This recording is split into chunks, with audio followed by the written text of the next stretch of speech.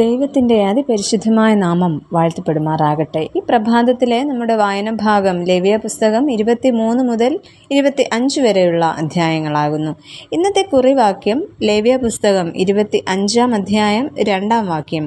നീ ഇസ്രായേൽ മക്കളോട് പറയേണ്ടത് എന്തെന്നാൽ, ഞാൻ നിങ്ങൾക്ക് തരുന്ന ദേശത്ത് നിങ്ങൾ എത്തിയ ശേഷം ദേശം യഹോവയ്ക്ക് ശബ്ബത്ത് ആചരിക്കണം. ദൈവം തൻ്റെ ജനത്തിനായി നിശ്ചയിച്ച സമയം, വിശ്രമം, സ്വാതന്ത്ര്യം, സാമൂഹിക നീതി എന്നിവയെക്കുറിച്ചാണ് ഇന്നത്തെ വായനാ ഭാഗത്ത് പറഞ്ഞിരിക്കുന്നത്. ദൈവത്തോടുള്ള ബന്ധം മാത്രമല്ല, ജീവിതക്രമങ്ങളും സമൂഹ ബന്ധങ്ങളുമെല്ലാം ദൈവത്തിൻ്റെ നിയന്ത്രണത്തിലാകണമെന്ന് ഈ ഭാഗം നമ്മെ പഠിപ്പിക്കുന്നു. അതിനാൽ ദൈവം സമയങ്ങൾ നിശ്ചയിക്കുന്നു, ദൈവം വിശ്രമം നൽകുന്നു, ദൈവം ബന്ധനങ്ങളിൽ നിന്ന് വിടുതൽ നൽകുന്നു. ഈ ഭാഗത്ത് നിന്നും ചില ചിന്തകൾ പങ്കുവെക്കട്ടെ. ഒന്നാമതായിട്ട്, സമയം ദൈവത്തിൻ്റെ കരങ്ങളിലാണ്.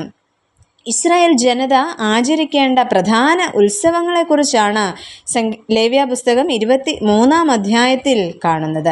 ശബ്ബത്ത്, പെസഹ, പുളിപ്പില്ലാത്ത അപ്പത്തിൻ്റെ ഉത്സവം, ആദ്യ ഫല ഉത്സവം, പെന്തക്കോസ്ത് പെരുന്നാൾ, കാഹള ഉത്സവം, പ്രായശ്ചിത്ത ദിനം, കൂടാര പെരുന്നാൾ ഇവയാണ് പ്രധാനമായും ലേവ്യ പുസ്തകത്തിൽ പറയപ്പെടുന്ന ഉത്സവങ്ങൾ. ഇവയ്ക്ക് സമയവും കാലങ്ങളും എങ്ങനെയായിരിക്കണം എന്ന് നിർദ്ദേശിക്കുന്നതും ദൈവം തന്നെയാണ്.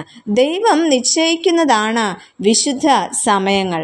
അതിനാൽ സമയം ദൈവത്തിൻ്റെ കരങ്ങളിലാണ്.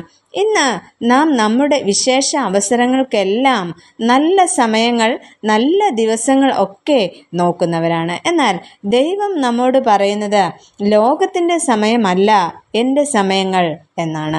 ഈ സമയങ്ങളും ഉത്സവങ്ങളുമെല്ലാം വിരൽ ചൂണ്ടുന്നത് ക്രിസ്തുവിങ്കലേക്ക് തന്നെയാണ്. ഈ ഉത്സവങ്ങൾ ഓരോന്നും വിരൽ ചൂണ്ടുന്നത് യേശു ക്രിസ്തുവിൻ്റെ ജീവിതം, മരണം, ഉയർപ്പ്, സഭയുടെ ആരംഭം, ഭാവിയിലെ മഹത്വം എന്നിവയെ മുൻകൂട്ടി കാണിക്കുന്നവയാണ്. അതിനാൽ നമ്മൾ നമ്മുടെ ജീവിതത്തിൽ ഓരോ സമയങ്ങൾ കണ്ടെത്തുമ്പോൾ അത് ദൈവത്തിൻ്റെ ഹിതപ്രകാരമാണോ എന്ന് നമ്മൾ ചിന്തിക്കുക. രണ്ടാമതായിട്ട് ഇവിടെ പറയുന്നത് സമ്പൂർണ്ണ വിടുതലും പുനഃസ്ഥാപനവും എന്നതാണ്. ദൈവം തൻ്റെ ജനതയ്ക്കായി നൽകിയ 2 മഹത്തായ ദാനങ്ങളാണ് ശബ്ബത്തും ജൂബിലിയും.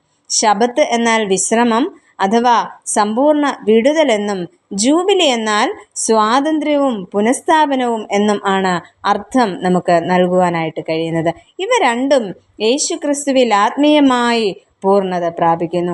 7-ാം ദിവസം മനുഷ്യനും 7-ാം വർഷം ഭൂമിയും വിശ്രമം പ്രാപിക്കുന്നു.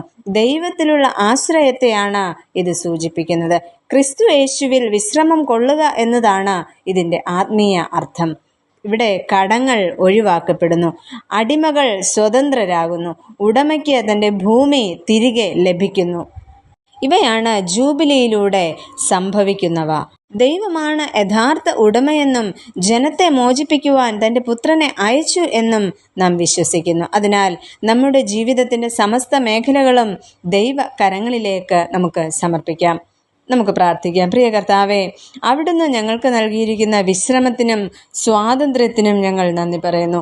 അവിടുന്ന് ഞങ്ങൾക്ക് നൽകിയിരിക്കുന്ന ശബ്ബത്തിൻ്റെ ശാന്തിയിലും ജൂബിലിയുടെ സന്തോഷത്തിലും ജീവിപ്പാൻ എപ്പോഴും ഞങ്ങളെ സഹായിക്കണമേ. ആമേൻ.